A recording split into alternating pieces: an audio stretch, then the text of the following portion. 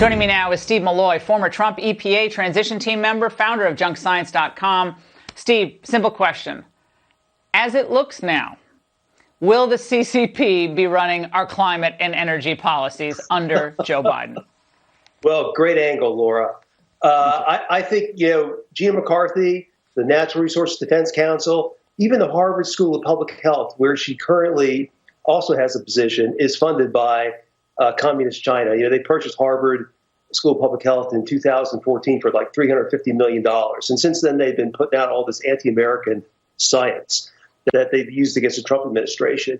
So, China is running a huge influence operation, as we've seen over the last couple of days revealed with the Eric Swalwell. Well, it gets a lot more serious than Eric Swalwell, because you've got Gina McCarthy and Natural Resources Defense Council and probably other environmental groups.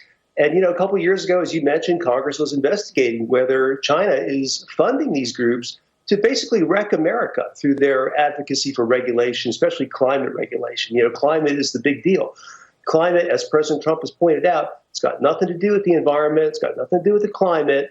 It's all about, ensnaring the American economy in onerous regulation that's going to make us less competitive versus Europe, but will help China meet its goal of being the lone superpower by 2049.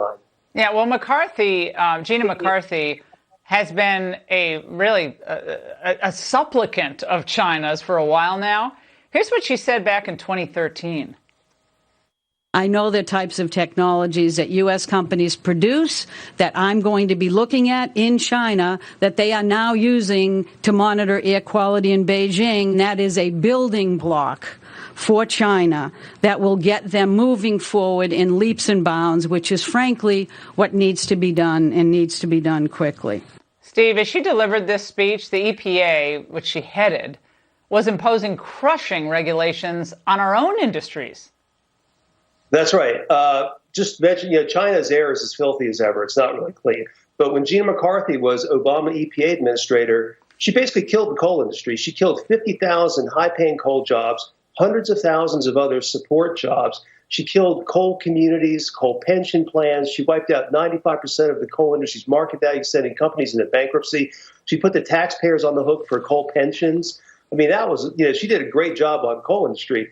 And, I think under Biden, now they're coming for the fracking industry.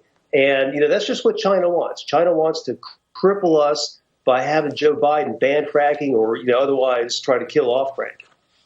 Well, the Washington Post actually had to admit that U.S. emissions during the Trump presidency plummeted, contrary to what we would be led to think by people in the NRDC land, the National Resources Defense Council land.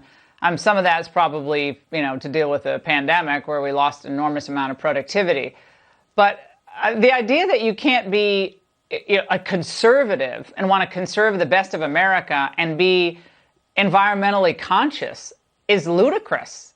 We've demonstrated that you can do this, Steve.